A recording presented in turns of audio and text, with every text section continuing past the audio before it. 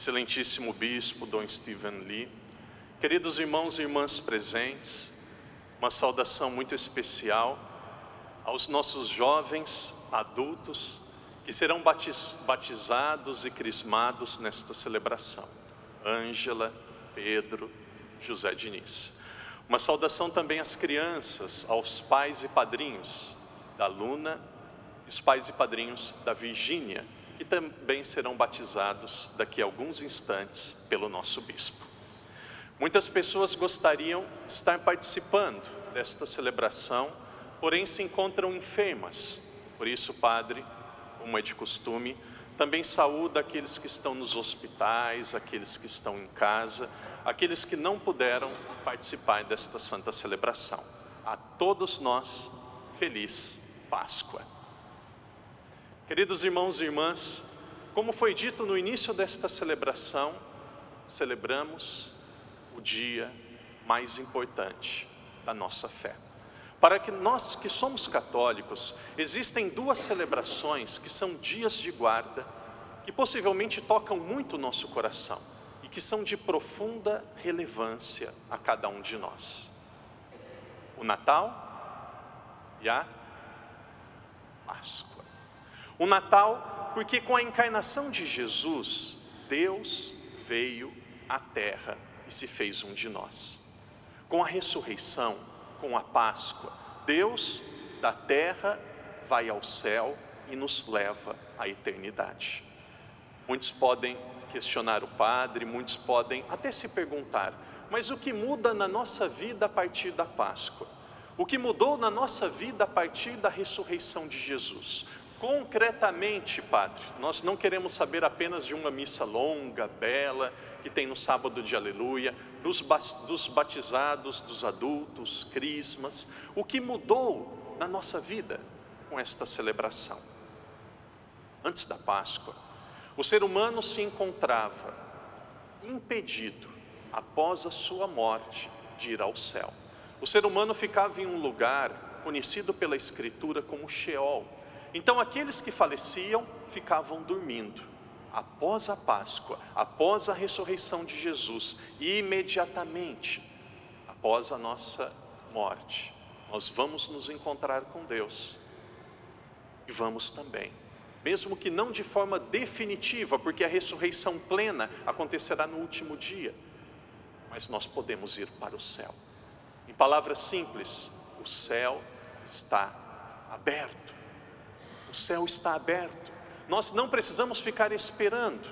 Nós não precisamos aguardar mais nada e ninguém. Após a nossa morte, nós podemos nos encontrar com Deus. No evangelho que nós acabamos de ouvir, nós ouvimos o testemunho de Maria Madalena. Maria Madalena, uma pecadora pública, uma mulher desprezada pela sociedade, uma mulher reconhecida apenas pelos seus pecados, foi a primeira pessoa que viu o ressuscitado. E aqui entra um grande louvor às mulheres. E aqui entra um grande consolo a cada um de nós que somos pecadores. A primeira pessoa que viu Jesus ressuscitado foi uma mulher e foi uma grande pecadora. Padre, será que realmente Jesus ressuscitou? Como que nós podemos acreditar em algo que vai totalmente contra toda a razão humana? Como que nós podemos acreditar na ressurreição de Jesus? Eu penso que existem várias provas. Para mim, a principal delas é a prova dos frutos. É a prova daquilo que aconteceu na vida dos apóstolos. Nós sabemos que Jesus teve 12 apóstolos. Quantos que tiveram a coragem de ficar com Jesus até o fim e acompanharam Jesus na cruz? Apenas um, apenas João. Depois que Jesus faleceu, os apóstolos se dispersaram, cada um voltou à sua vida antiga. Porém, depois da ressurreição, depois que eles receberam o Espírito Santo, algo mudou na vida daqueles homens. E apenas depois de alguns anos, Jesus faleceu aproximadamente no ano 30, lá no ano 313, a partir do edito de Milão, do imperador Constantino, a igreja se tornou livre. Em 382, com o edito de Tessalônia, escrito e aprovado pelo imperador Teodósio, a igreja se tornou a religião oficial do império. Os apóstolos não tinham força militar, não tinham exército, eles não tinham grande cultura, não eram formados em literatura, nem eram grandes conhecedores do grego, e eles não tinham dinheiro. Como que de repente alguns pobres, alguns pescadores conseguiram transformar o mundo, e grande parte do mundo se tornou cristão, se tornou católico, porque a ressurreição de Cristo mudou a vida daquelas pessoas.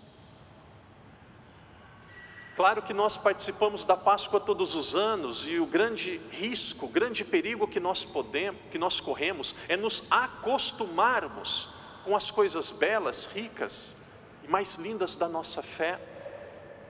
Porém, nós temos certeza que nada é impossível para Deus. Todos vocês sabem que eu sou brasileiro. Lá no Brasil tem um ditado que as pessoas dizem assim: padre, Deus dá jeito para tudo. Ao que nasce torto não se endireita. Quando uma pessoa é muito ruim, as pessoas costumam dizer assim: ih, padre, esse daí não tem jeito. Pau que nasce torto não se endireita. Uma grande notícia para nós: ninguém é pau, ninguém é toco, todo mundo pode mudar. E esse ditado no Brasil, eu ouvi alguns dizerem que em Portugal também existe. Existe esse ditado em Portugal? Pau que nasce torto não se endireita. Existe? Já ouviram? Aqui em Macau também? Talvez menos. A grande notícia para cada um de nós: Deus dá jeito para tudo, menos para a morte. Essa sentença ela é mentirosa. Deus dá jeito para tudo e também dá jeito para a morte. Gostaria que cada um de nós guardássemos no nosso coração e levássemos para a nossa vida, depois da ressurreição de Cristo, para nós que temos fé, nós devemos, quando vivemos momentos de desafio, de dificuldades, nos lembrarmos de 3 atributos, de 3 qualidades divinas, e tranquilizarmos o nosso coração. Primeiramente, Deus, Ele é todo-poderoso. Quando nós dizemos que Deus é todo-poderoso, nós devemos dizer a nós mesmos: eu confio em Deus. Ele pode transformar tudo, nada é impossível para Ele. Eu não preciso temer, eu não preciso ficar com medo de nada nem ninguém. Eu não preciso ficar com medo, nem ser receoso de nenhuma situação na minha vida. Quando você estiver com receio, com medo, angustiado, triste, diga para você mesmo: Deus é todo-poderoso. Deus, Ele é sábio. Deus, Ele é sábio. Quando nós vivemos na nossa vida algo que nós não concordamos, algo que nós não aceitamos, em alguns momentos da nossa vida eu penso que nós temos até vontade de brigarmos com Deus. Ontem mesmo chegou uma pessoa ali perto do confessionário e começou a bater na porta e disse: eu não me confesso com padre nenhum, eu nunca mais volto para essa igreja, eu não quero saber de padre e eu não quero saber de Deus. Eu não sabia se chamava segurança ou se conversava com essa pessoa. Só pensei: tomara que ela não bata no padre. Imagine na sexta-feira santa, o padre sai todo machucado da igreja e vão dizer assim: era para ser a morte de Jesus e foi também quase a morte do padre. O que será que o padre fez no confessionário? E essa pessoa começou a bater na porta, quase me agrediu. Eu fiquei com medo, acho que eu nunca tinha sentido tanto medo de apanhar como eu senti daquele dia. Imagina, no confessionário, vi uma pessoa o padre não está contando o pecado de ninguém, não teve confissão. Ela começou a bater na porta e eu fiquei fazendo um exercício de consciência, o que eu fiz de errado, e eu não consigo ver a pessoa, fiquei com medo. E ela disse: eu fiquei 10 anos sem conversar com o meu pai, eu fiquei 10 anos sem olhar no rosto do meu pai, morando na mesma casa. Depois eu fui fazer uma viagem, e nesta viagem eu decidi que eu precisava voltar a conversar com ele. E eu disse assim: eu vou voltar para casa e vou conversar com o meu pai. Sabe o que aconteceu, padre? Sabe o que aconteceu? E batia e gritava. Eu falei assim: olha, desculpa, eu não sei, eu não conheço o seu pai. Meu pai morreu, meu pai faleceu, e eu não pude conversar com ele. Onde está Deus? Cadê a igreja? Cadê Jesus que não me ajuda? Cadê Jesus que não cuida de mim? Naquele momento, se eu precisava perdoá-la, ela havia sido perdoada. E eu disse: minha filha, existem alguns momentos que nós não entendemos as coisas. Existem algumas situações que nós não merecemos, que nós não queremos, que nós não esperamos. Porém, diga a você mesma: Deus, Ele é sábio. Deus, Ele é sábio.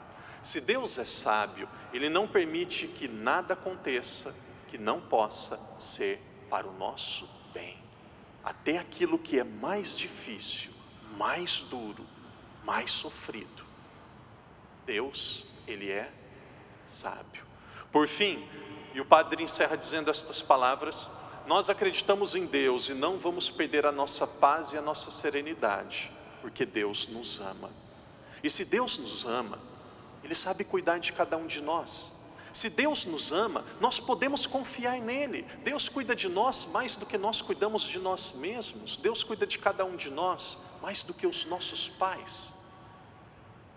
Portanto, quando você tiver alguma dificuldade, algum sofrimento, e mesmo após a Páscoa, eles virão. Diga a você mesmo: Deus, Ele tem 3 atributos que tranquilizam o meu coração. Primeiramente, Deus é todo-poderoso. Deus, Ele é sábio. Deus, Ele me ama. Vamos repetir estas 3 palavras, e estes são frutos da ressurreição de Jesus, que vão acalmar e dar alegria ao nosso coração. Deus, Ele é todo-poderoso. Deus, Ele é sábio. Deus, Ele me ama. Como o ensaio foi muito bom, nota 3,5 pelo ensaio. Deus, Ele é. Deus, Ele é. Deus, Ele. Eu preciso ter medo de alguém ou de alguma coisa? Não, confie, confie, confie, confie em Deus. Em silêncio, recline por um instante a sua cabeça, vamos rezar. Pai amado, Pai querido, muitas vezes a nossa vida parece um mar tribulado. Muitas vezes a nossa vida parece um grande vulcão que vai entrar em erupção. Muitas vezes nós não encontramos saída, não temos palavras, não encontramos respostas. Muitas vezes nós não sabemos nem por que acreditar. Porém, com a ressurreição e com o exemplo de Madalena de não desistir, nós vamos dizer a nós mesmos: nós confiamos plenamente em Ti, porque Tu és todo-poderoso, sábio e me ama. Obrigado, Jesus, porque os frutos e a alegria da ressurreição agora também tocam a minha vida.